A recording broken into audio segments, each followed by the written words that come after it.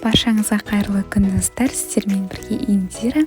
Кешкі асқа не дайындаймын деп ойланып отырсаңыздар, оңай әрі дәмді жаза алынатын өте пайдалы тағаммен бөліскім келіп отыр.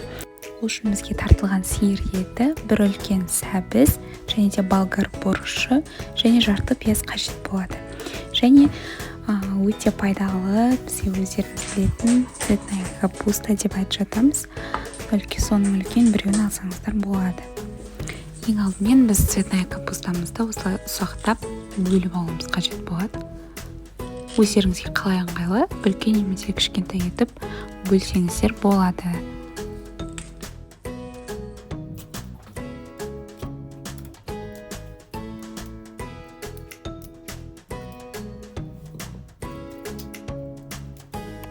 Міне достар, дайын болды. Осылай бөліп алуымыз қажет. Әрі қарай сәбіз, болгар бұрышын, пиязды турайтын боламыз. Мен қазір видеода көрсетілгендей кішкентай төрт бұрышты етіп турайтын боламын. Яғни кубиктап деп айтамыз ғой, кубиктап тураймын. Сіздер басқаша етіп турасаңыздар болады.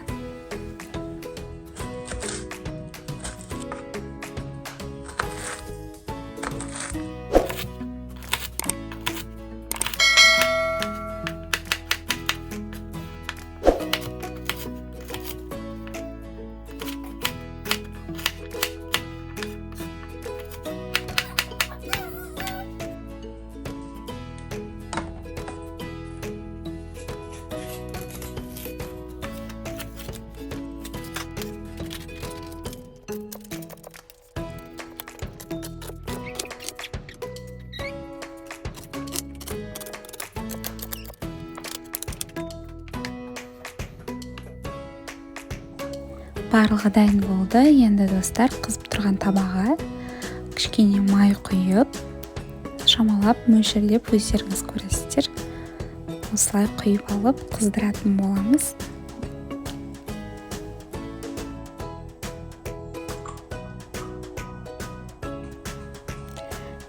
Қызып тұрған майымыздың үстіне тартылған сиыр етін қуырамыз.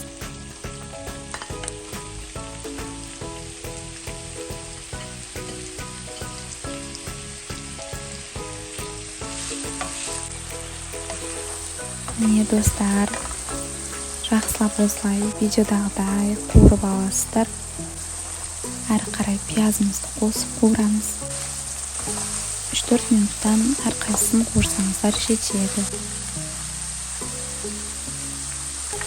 Сәбізімізді қосамыз.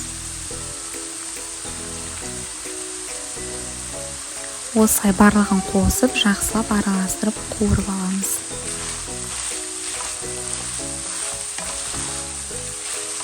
Достар, егер де менің видеоларым сіздерге ұнаса, менің каналыма тіркеліп, достарыңызбен бөлісіп, комментарий жазып, лайк басуды ұмытпаңыздар. Және де менің жаңа видеоларымды жіберіп алмас үшін қоңырау батырмасын басып қойсаңыздар болады.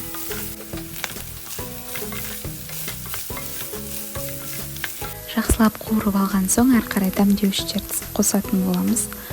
Мен бұл жерде тұз және де кішкене универсальный приправа барлығына қосатын, паприка қостым және кішкене бұрыш қостым.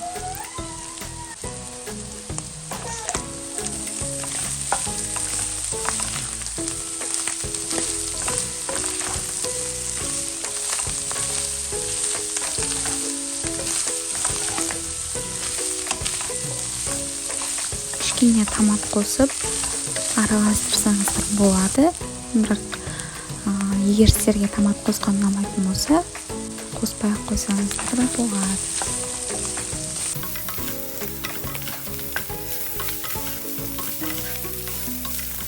Осылай араластырып болған соң, кішкене жарты пиала немесе бір пиаладай осылай үстіне су құйып, жақсылап кішкене араластырып, бетін жауып 5-6 минутқа астын жай қойып, жауып қоясыздар. Мінекей 5-6 минут өткен кезде осылай дайын болу керек. Осылай шығуы керек. Және үстіне цветная капустамызды қосып араластырамыз.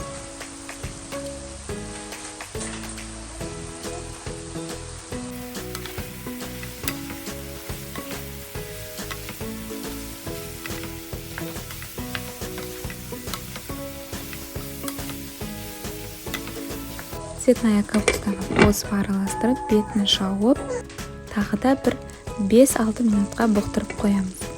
Міне достар, 5-6 минут өткен соң осылай дайын болып шығады. Өте дәмді болып шығады. Барлығы піседі, уайымдамаңыздар. Қасына картоптан пюре жасасаңыздар да өте керемет болып шығады. Міне достар, біздің тағамымыз дайын. Өте жеңіл тағам. Астарыңыз дәмді болсын.